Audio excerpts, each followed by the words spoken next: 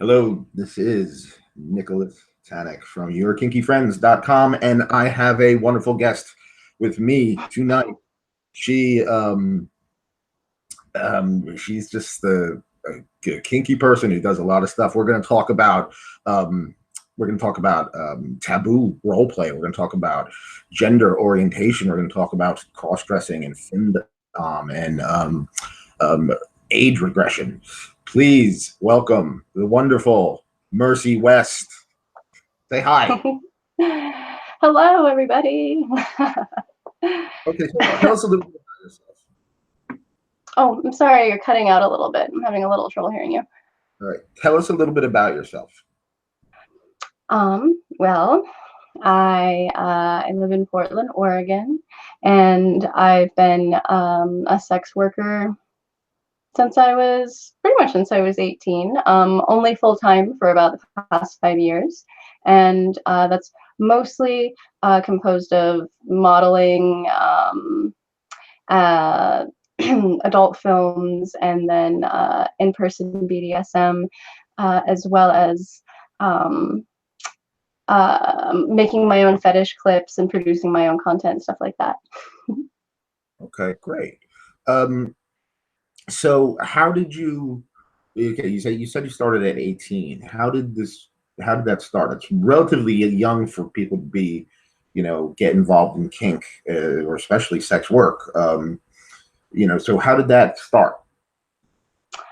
I was really kinky from fairly young. I read a lot. Just read and read and read, and I had access to the internet as a teenager, as I'm sure a lot of folks did. And so I really ended up developing a pretty healthy, um, a view of my sexuality as well as other people's, and just being fairly comfortable with myself at a pretty young age. And then when I turned 18 and I started I could go to kink parties. I could go to stuff like that. I met different folks that also did fetish art and did photography of people in rope and stuff like that. And one thing led to another, and I ended up being friends with the people and ended up modeling because I was really comfortable with myself and liked the idea of seeing cool pictures of myself, and being able to also be kinky while I was creating art, and all that intrigued me very much. And I I did my first modeling gig a few months out of being 18. I Yeah, just because I like the people. And it wasn't anything super explicit. It was all just very me lounging by a pool, or me with like a pair of handcuffs, or I think there's a couple pictures of me with a flogger, and there's a really good set of me with another girl next to a Christmas tree, and they're tied up in garland, and it's very cheesy, and it's very sparkly and cheesy and silly, and we're wearing big stripper shoes and like just fun stuff like that. It was fun. I got to meet people. I wasn't that social, but it was a way for me to meet different types of people that were awkward like I was. So that was really how I got into it at that point in my life, and that was just modeling mostly.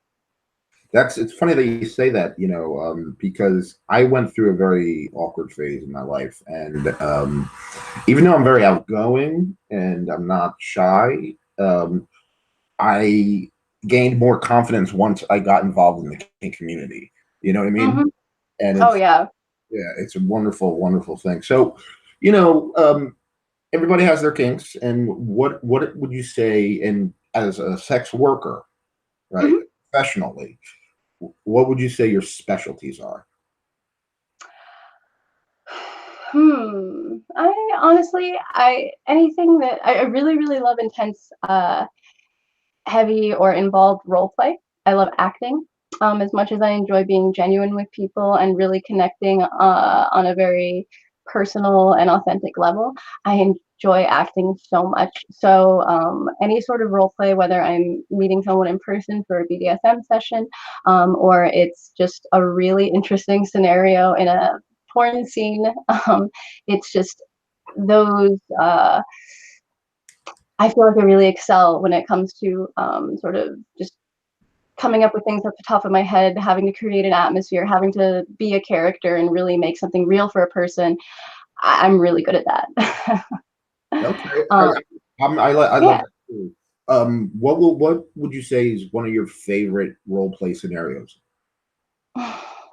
You know, I wish I could say I had a favorite, but for most things, there are a few things I guess I have favorites for, but like if someone's really, really into something, that's what really gets me off. That's what I'm really into. So whether it's something totally benign, totally regular, like you think like student and professor, or if it's something really specific, maybe something reenacting something from someone's um, teenage years for them, or reenacting a scenario for them, and maybe it was something they wish had gone a different way, and so them describing a scenario for me, and then me taking it and acting it out but making it a little different and making it a little sexual. I would say that's the other thing that I'm really, really good at, is just taking, listening to people, taking their personal experiences and really, incorporating that into their experience, or into what they're asking for. Really, some people need very specific things and want very specific things, to be able to get off, and need to feel comfortable and need to feel like they can trust the person they're talking to. And I feel like people are really able to do that with me. So I get some really interesting, very, very, very fascinating scenarios thrown my way that come from people's real lives. And that's so much fun to me, being able to help someone relive something that they cherish, or something that they are maybe a little afraid of but want to relive. Like, I love it. I love it. I love this psychological shit. It's great. I would think that you would get a lot of or here, let me put it an example. I would think you'd get a lot of people who either lost ex-girlfriends or exes. Do you get a lot Hmm. of, because I when you know my story, after Lynn Yeah. died, I like dove into the kink community, and Hmm. my friend Mistress Cassie, who's a professional dominatrix, you know, Hmm. and she did it as a friend. She didn't. I didn't pay her. Um, she did a whole thing that Lynn did similar, and it was kind of a role play thing, you know. Yeah. And like in that moment, I felt like I was with her again in a way. You know what I mean? So Hmm. it's kink can be very, very, very healing.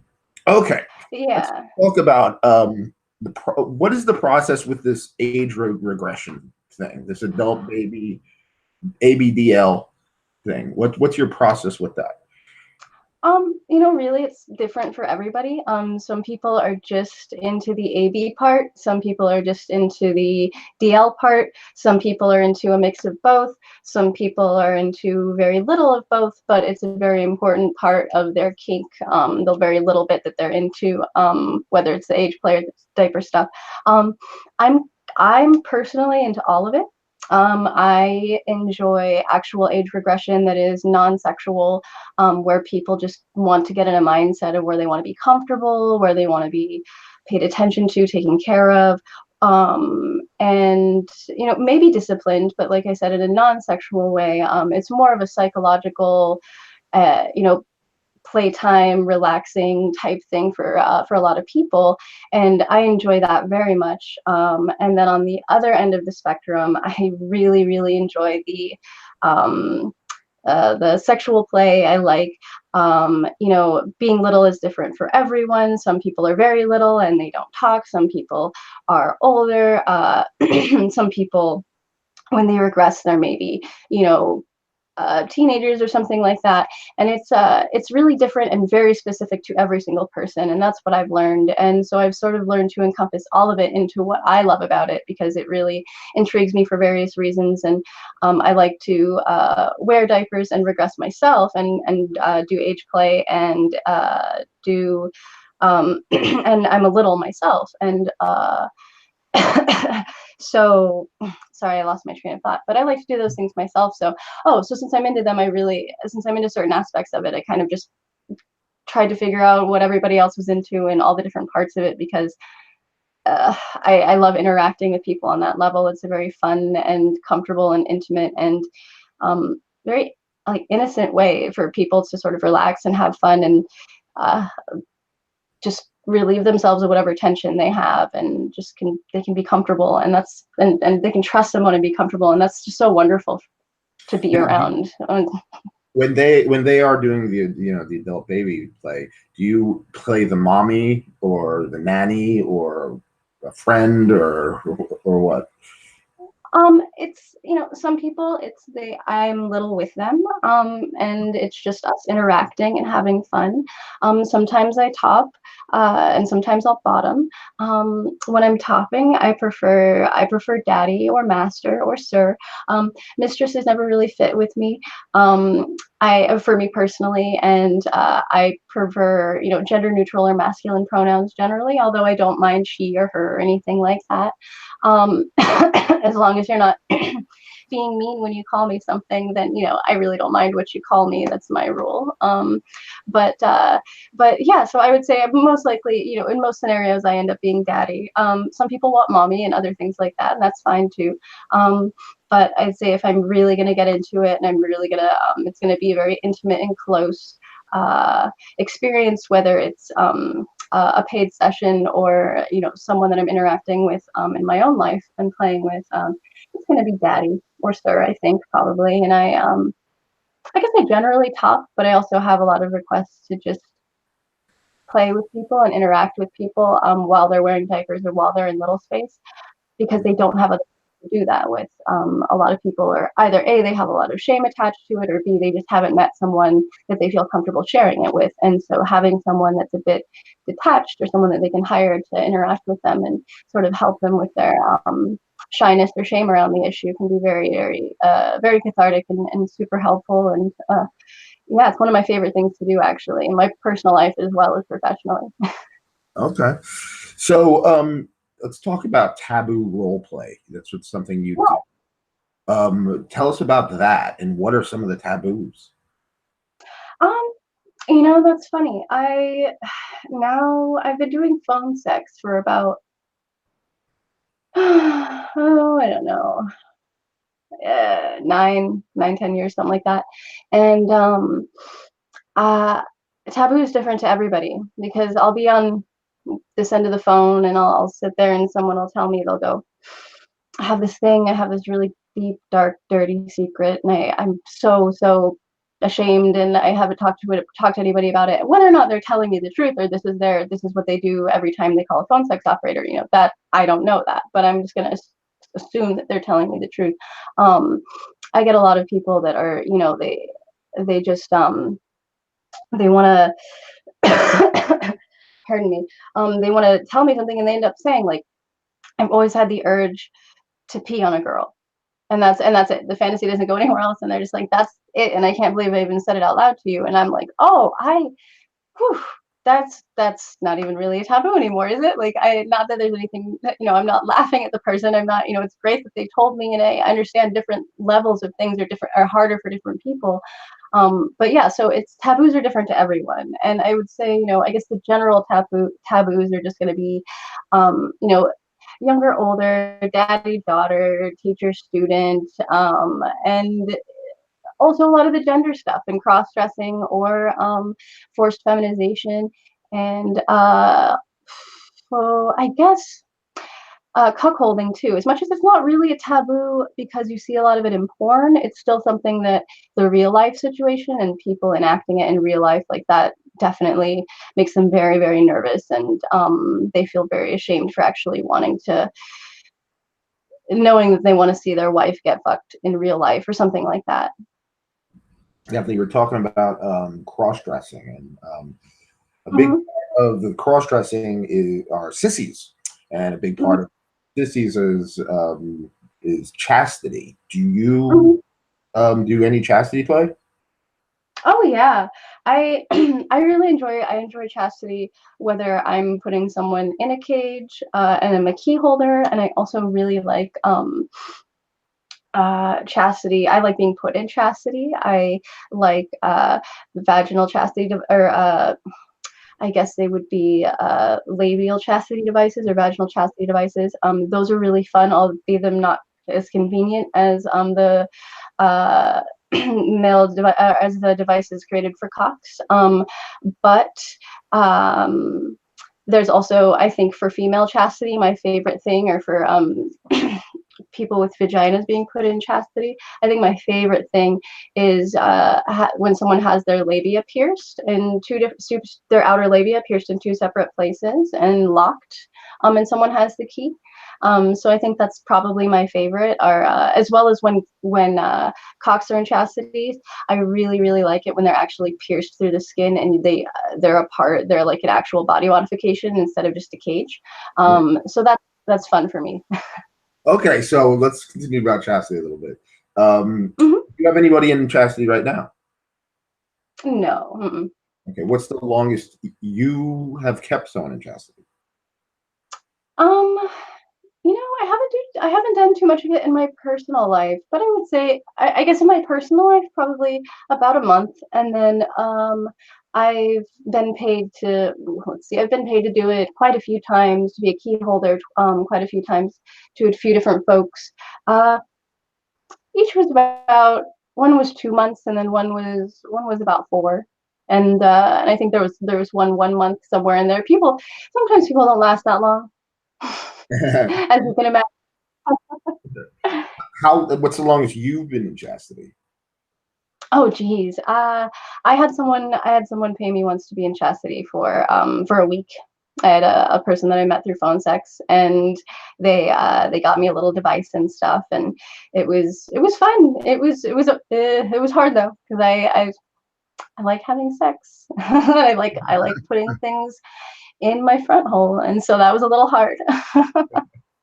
Now, on your website, one of the things that you say, gender orientation and exploration. Can you explain that? Mhm. uh Basically, I think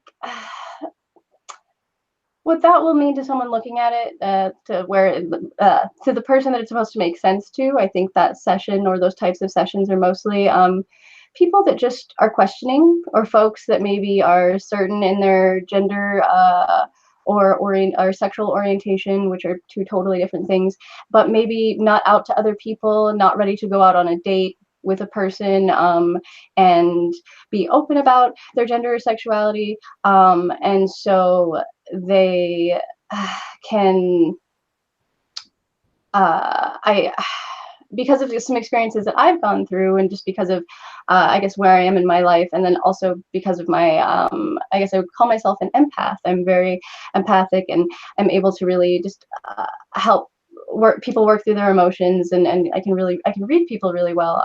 That I'm a good person to be with if you're sensitive and maybe new to exploring, sharing yourself or your true gender or sexuality, or just your yourself with somebody. And so I can help. I really like helping people explore themselves, whether they're finding themselves out and want help, sort of with me guiding them, and taking cues from them as to where to go with what they want to wear, or just what they want to do, or if it goes into they're comfortable with who they are and everything, and they just want someone to be themselves with, that isn't going to judge them, and that isn't going to ask a bunch of questions, or anything like that. They just want to be.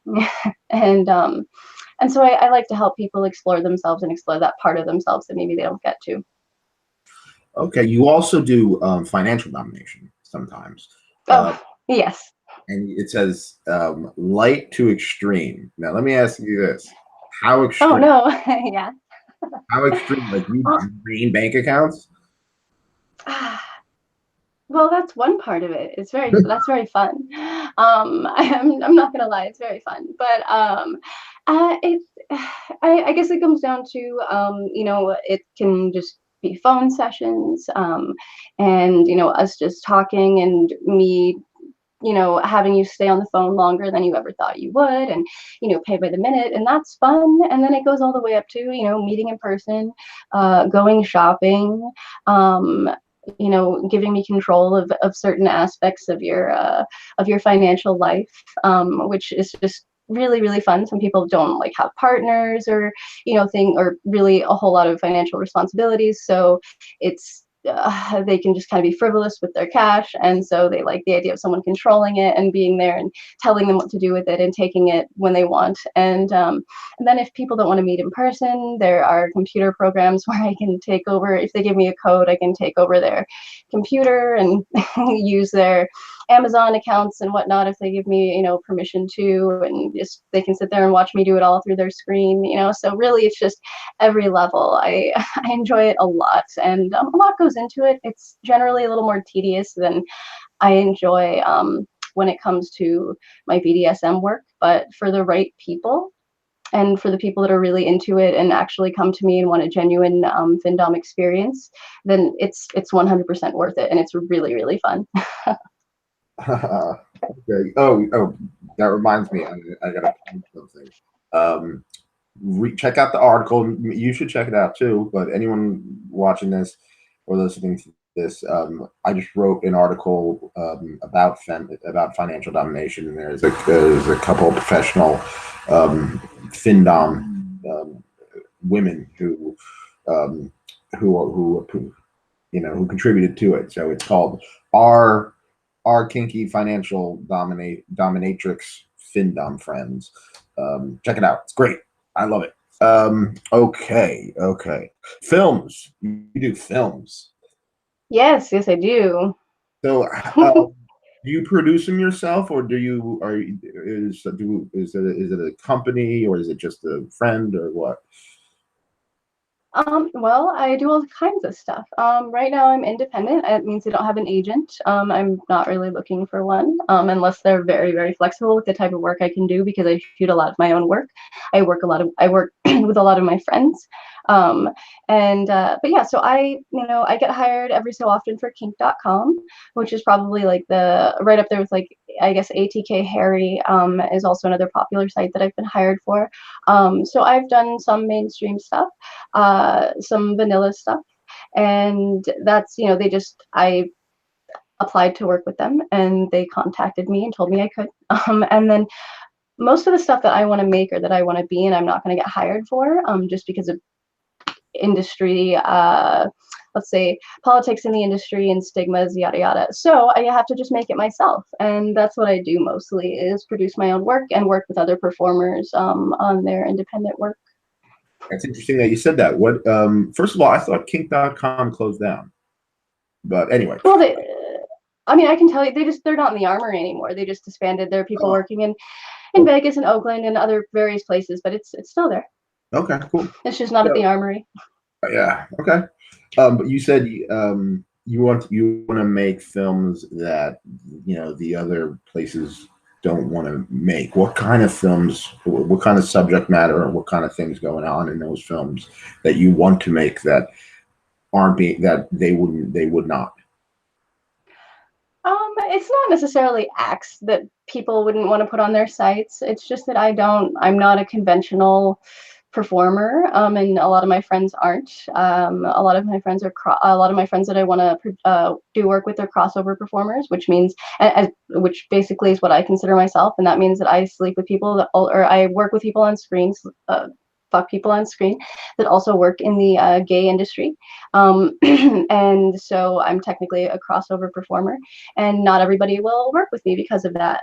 And same with the fact that I sleep with trans women and men on screen. There are some people that won't work with me because of that. And that includes studios. There are some studios that won't hire me because of that, because it'll be harder to find someone to work with me, as far as talent goes, male or female. So I mostly just want to give work to good people. I want to pair people that want to work together. I want to make really great bisexual, pansexual, queer, trans porn with people that want to make it and people that really, really enjoy what they do. And I also think that people out there deserve representation. And that's really probably the second most important thing to me, next to, having an ethical environment, hiring my friends, making sure everyone's treated well, is representing people that I know are out there and people that I know exist. Whether it's, whether they identify as queer or they're in the trans community, no matter where they lie in the LGBTQ, they just, there are way, way more people that are out there that are represented in porn, and I think that's getting better. But we need to keep working on it. That's great. No, it's a great attitude that you have, and I wish you nothing but success for you and your friends. Thank you.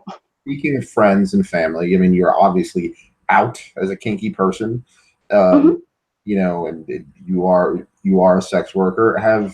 What have your vanilla friends and what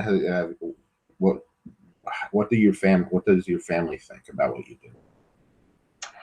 Well, I personally, I've talked about this before, so I don't mind talking about it now.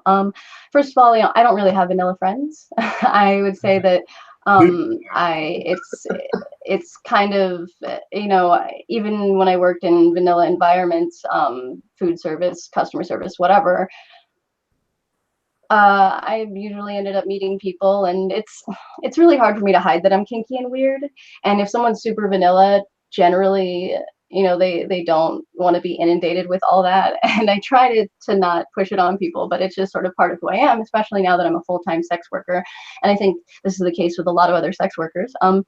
You end up making a lot of friends in the industry, making a lot of friends where you live or around the country where you travel. And so if I had vanilla friends, they'd have to be okay with it. But most of my friends are kinky or sex workers or um, extremely open-minded and queer and things like that. So, but as far as family goes, I'm out to my entire family. My mom is totally fine with it. My mom's side of the family, they're totally supportive. They know that I've been a weirdo since I was a little kid. They just never knew exactly where my weirdness was going to take me. So they're happy, they're supportive as long as they don't get like a bunch of details. As long as they don't get to see the gruesome stuff, then they're fine with it. They even want to see pictures from some of my lighter modeling shoots and stuff because they like seeing cool pictures of me. And then on my dad's side, he's a fair weather conservative and Christian, and they, they went, or my dad and his side of the family, my parents are divorced.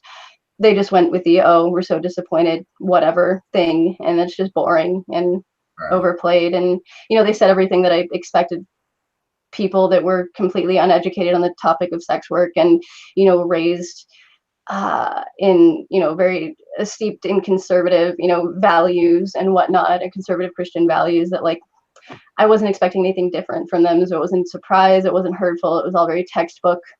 If they ever come around and want to talk to me about it, that's great, but I could really care less if they're not actually going to listen to me and they're just going to wait for me to stop talking and then tell me why I'm wrong. So Yeah.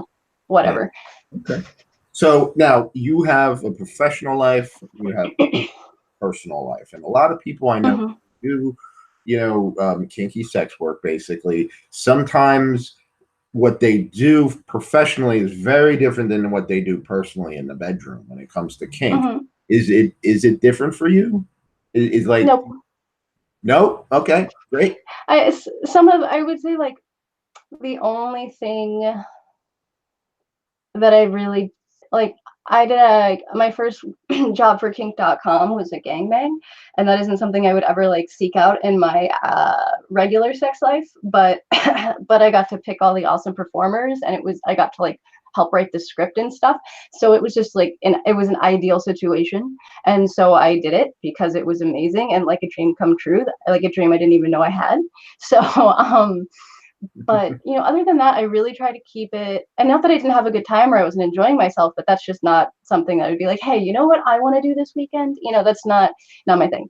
But other than that, I really try to keep it true to myself. There are definitely things that I'm into that I haven't done on screen. I don't know if I can get specific about them because I can't recall them at the moment. But everything I do, I really try to keep it within the realm of things that I enjoy doing, so, and that Are I'm you actually into. are you in a current relationship right now with somebody? Yeah, yes. I tend to not talk too much about my relationship status though. That's just a work thing. Okay. I am polyamorous and I'm seeing multiple people, and I've, been in my current relationship for about 3 years, and everything's great and they support me and they know everything, and I couldn't be in a relationship if someone didn't support me in sex work or anything like that. And so I just that's the one thing I can say is like I'm poly, I'm in an open relationship, and everybody knows everything, and that's the way it should be. Yes, definitely. I always say, yeah, true love is not having to clear your browser history. Um, Yeah. okay, so are there? I mean, you are experienced, obviously, in kink and BDSM, and is there anything that you're interested in that you haven't tried that you want to try, Mm, mm, mm, mm, or mm, at least just mm. curious about? Um, I mean, I've done everything from get murdered on screen to sink in mud up past my head, like up past the top of my head. I I've been murdered more times than I've sunk, but I've done both quite a few times. I'm trying to think though. I think I haven't done enough bisexual threesomes. I haven't done enough setups where I really, really enjoy with working with two male actors that are adult performers that are into each other and that are also into me. Maybe even a little more into each other than they are into me because I'm really into that.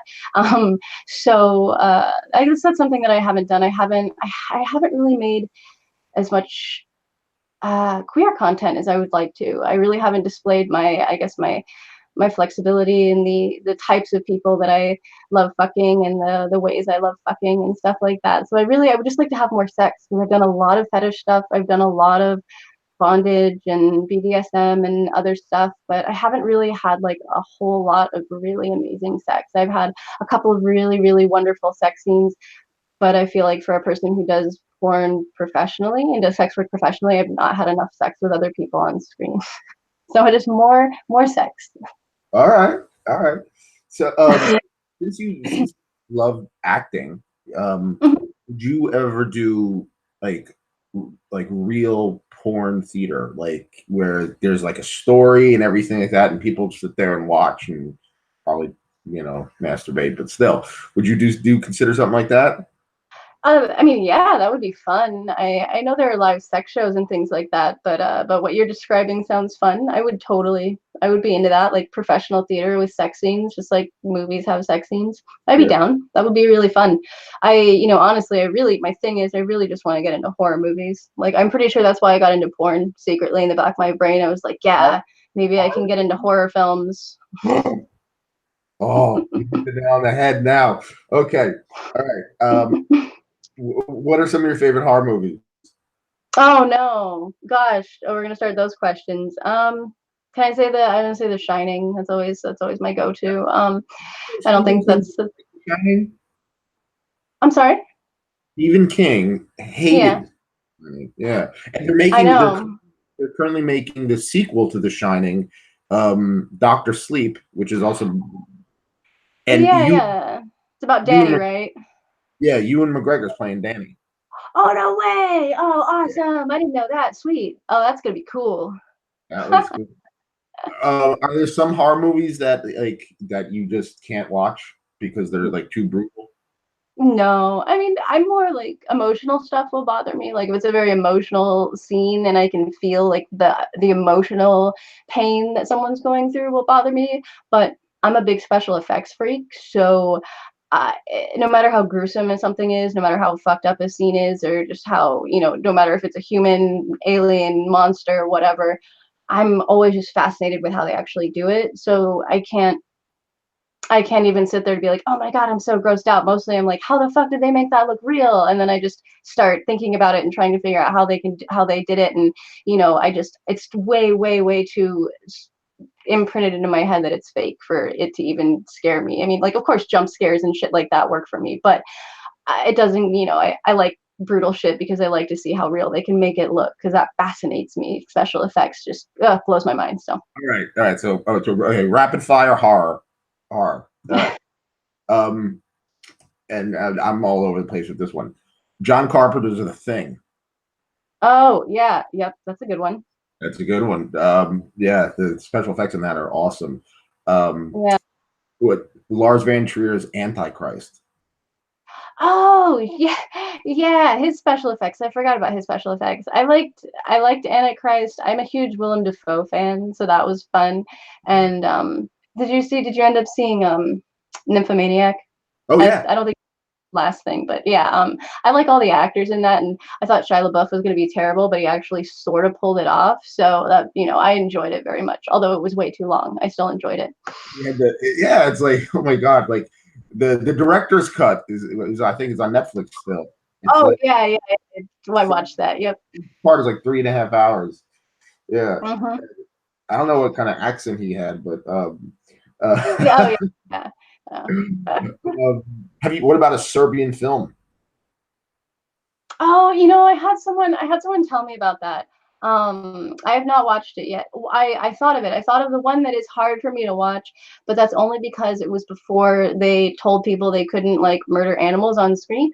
Cannibal Holocaust. Okay, It's a yeah. good one, but you can only watch it once, and it's the one where they ended up having to go to court to prove that it was Yep. special effects and that they didn't actually spear the woman through her vagina and out her mouth. Like, Yeah. yeah, I have that on DVD. I have like all these special features and like hours of footage and stuff, and I still haven't watched it. Like I've watched the film itself. I've seen it on the big screen. Actually, it was playing in the theater I a while back where I lived, and I was like, I can't pass that up. I have to see it on the big screen.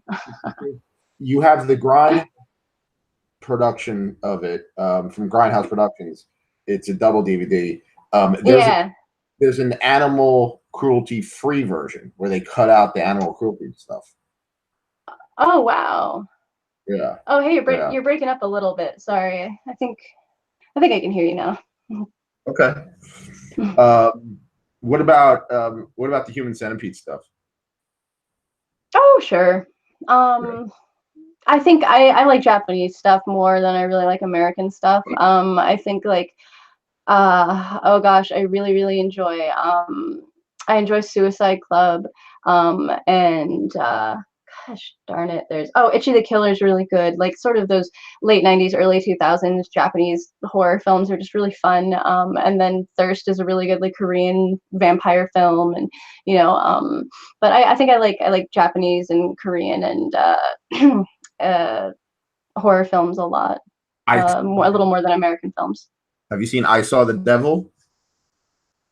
No, no, I can see the cover in my head though. I have not seen it. Good. That's a good one. And also, this is not a horror film, but it's an extreme Japanese. I'm sorry, extreme. I think it's Japanese. Yeah, it's called Lady Vengeance. That's Oh yeah. Hmm. that's awesome. And then there's oh my god, yeah. There's a we can go on and on for days regarding this. Oh, what about the French Martyrs? Have you seen the Martyrs? Oh no. Mm-mm. You got to see Martyrs. You'll love it. You'll absolutely love it. Uh, It's a great film. Don't, but make sure you get the French version. The American remake sucks. Make sure you okay. get yeah, Martyrs. There, Martyrs brutal, and it's got great special effects too. I think when you say French, it makes me think of Man Bites Dog, and that's a mid '90s black and white, really good creepy. So I guess that's a charming serial killer, flick Yeah. biopic, like fake bio thing. You ever see the Poughkeepsie tapes? Oh no, it's like right on the edge of my brain though. I don't Yeah, know what check you're talking about. Yeah. it. Yeah. Okay, let's get down to business. So, we have a segment here called BDSM on a budget, and Yeah. I totally support and I urge everybody, if you have the money, be safe and support high-end BDSM quality products, and anything from toys to clothing to equipment, you Hmm. name it. But not everyone has the money. Some people are dead broke and they still want to Yep. be king. So, do you have any ideas or advice for those people who are dead broke and still want to be kinky? Oh, of course. Yes, that is a fairly common thing that I hear. And yes, as much as I agree with you, quality equipment is definitely worth investing in. There are things that you can do that are on the cheap and or free side that are very fun. The first thing that popped into my head that's cheap and fun is J Lube. If And basically it's just powdered lube, and you can get some of it. You can get it online. I got mine on Amazon, and you can get a big tube of it. Um, and it's just white powder, and it's really, really good for anal play. It's very slippery. You can make it as thick and as viscous or as watery as you want. And there's no preservatives in it, but you can make it and it'll last for a little while. And so it'll last for a little while on the shelf, but of course it'll last while you're playing. And it's really easy to just make tons and tons of it. You can make a whole gallon of it, just like, and play with it in the tub if you want to experiment with like goo fetish, but you can't think of how to get a whole bucket of goo. Like, it's actually fairly affordable. Um, and all the instructions on how to make that and stuff's on the side of the bottle.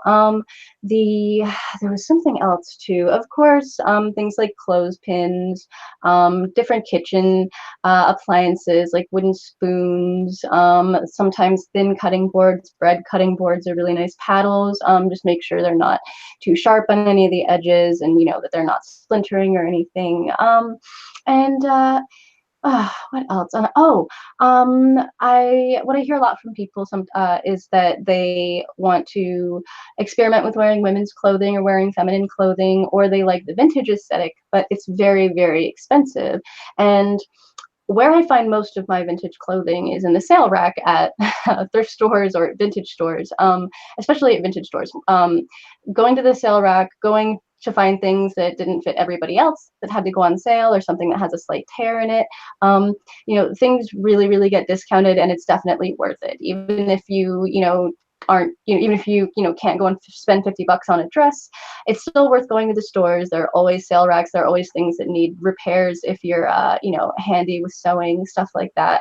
It's 100% worth it. So always check sale racks, always do yard sales, and just go out there and look for it, because it's out there. I don't, a lot of people, they get really nervous and they're like, has to be new stuff, and oh my gosh, I won't find anything that fits me. But thrift stores, sale racks, 100% for cross-dressing fun or experimenting with wearing female clothing out and about, seeing if you feel comfortable in feminine clothing, things like that. Whatever your needs are. And I'm sure there's one more thing I can think of. Um, hmm. Oh, yes. Or different. You can get little plastic cupping sets for pretty cheap. Some of them that will like fit around your nipples, or that you can just use in various spots. Those are really fun. They can be fun for things like that. You can find kits for fairly cheap. So yeah, I'm sure there's like a million other things, but really, research is your best friend. Go online, research, research, research. Don't just sit around and be confused. Just read. That's how I found out basically everything I know. It's just reading, reading, reading. Okay. All right. One last serious question. You do in-person sessions. Um, Yeah. and so, but of course, the kink community there is, although I think it's very fun, and I give the benefit of the doubt, do you have a vetting process, and what is it? Well, I don't necessarily want to get into too many specifics, Okay. but what I can tell someone that is looking to potentially book a session with me is that be prepared to share the amount of information that you would be sharing with someone like a plumber, or someone that was putting tile in your home, things like that.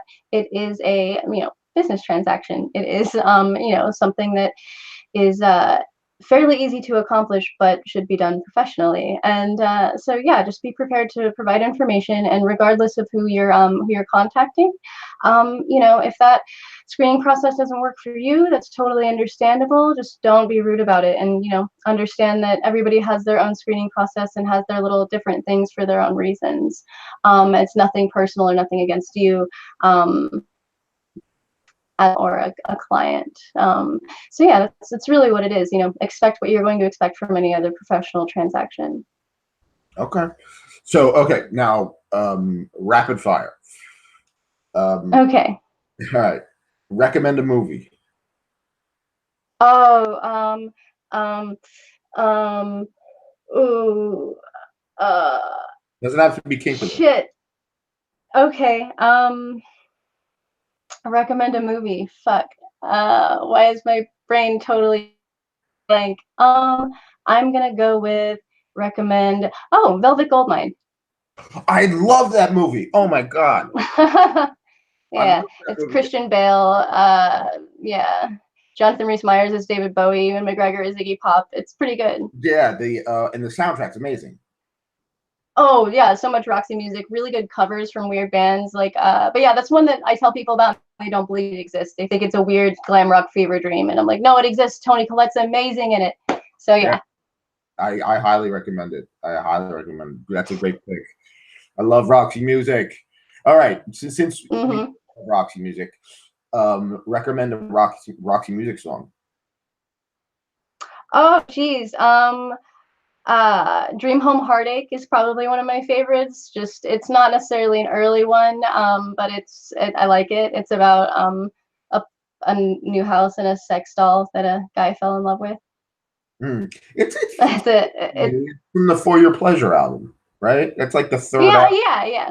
Yeah, I Yeah, I mean I really like their super early stuff because it's sort of like pre-punk weird art school yeah kind of, I really, the early stuff that it was really emo heavy, I very very much enjoyed. But I would say like that's just a good, I just enjoy that song very much. And then there's I don't know, I really like basically like yeah. all of their first two albums. It's really enjoyable. So I recommend Mother of Pearl, Ladytron. If hmm. there's something Oh, Ladytron's my second. Ladytron's definitely my second. Yeah. which is covered in velvet goldmine. Really Yeah. good cover, yeah. Okay. Recommend a book, any kind of book. Oh, recommend a book. I would recommend The Graveyard Book by Neil Gaiman. It's a quick read. It's slightly spooky. If you're an outsider at all, you'll be able to relate to it. It has really wonderful characters that are also all very spooky. And um, uh, oh, and I know there was something else that I just picked up that I can't think of what it is. Huh, I don't know. Okay. Recommend recommend a song. Oh wait, you already did.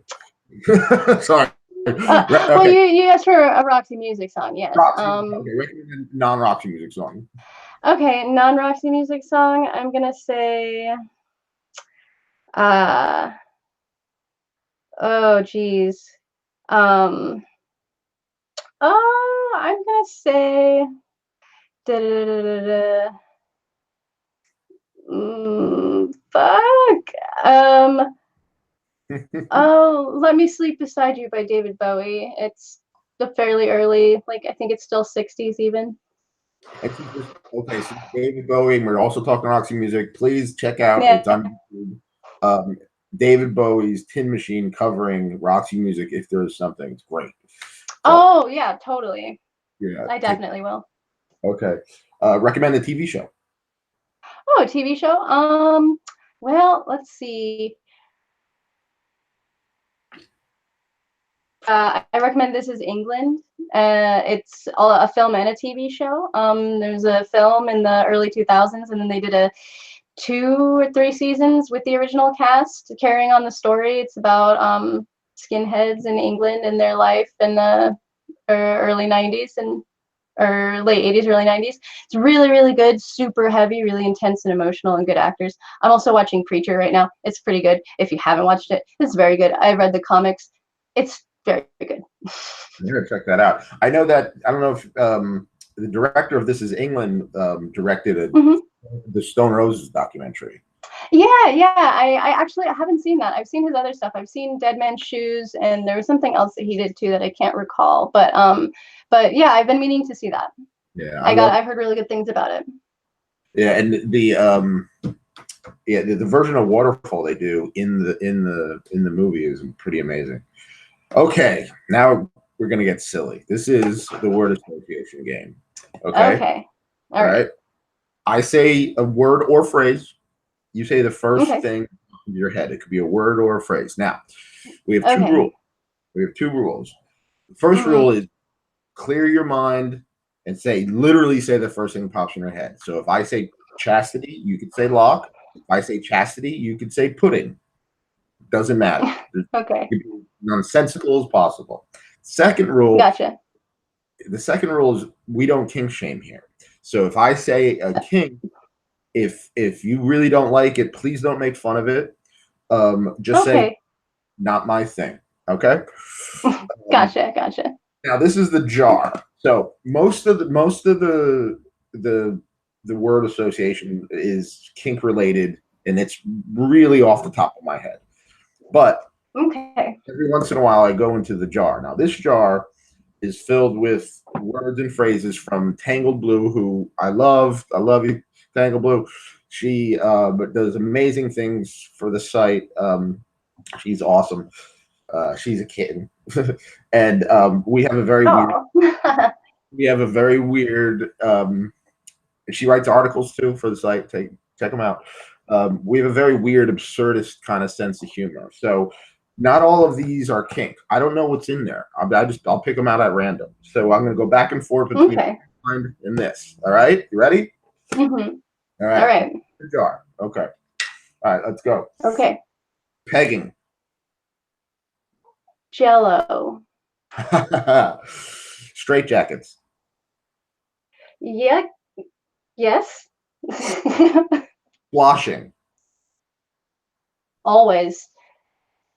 Okay. French maid outfits.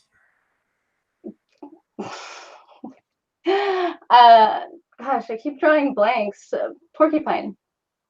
You're good at this. Rope. Doll. Face slapping.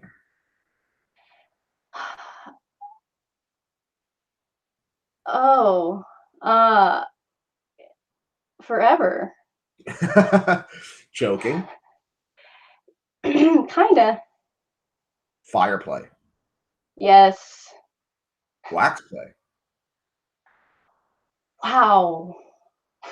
Pony play.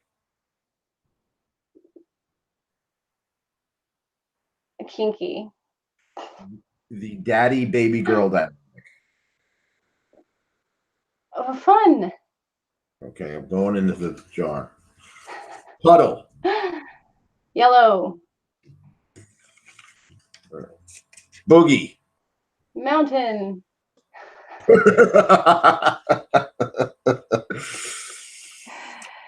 Silk. Killer. Glitter. Bouncy. Okay. Um, anal.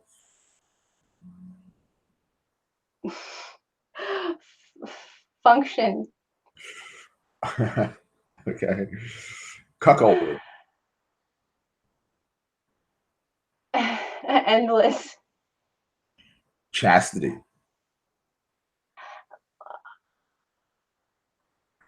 Difficult. Sissy.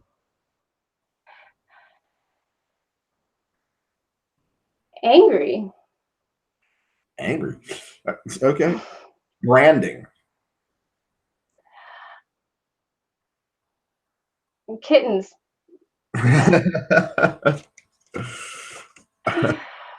All right. Piss play. Birthday. And finally, scat.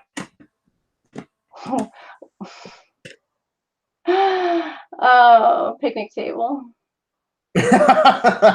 Oh, mercy, mercy, mercy, mercy.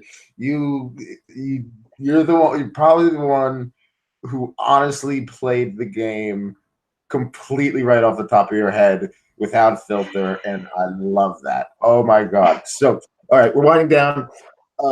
Take this time to please, even though all the links you gave me are going to be on the page. And after we stop, please stay on the line for just a minute or two. And yeah. Oh, first of all, before we do that, what do you think of Portlandia? You and everybody, ask me that. It's just like I'm a huge fan of I'm a huge fan of sketch comedy. So as a sketch comedy person, it's hit or miss.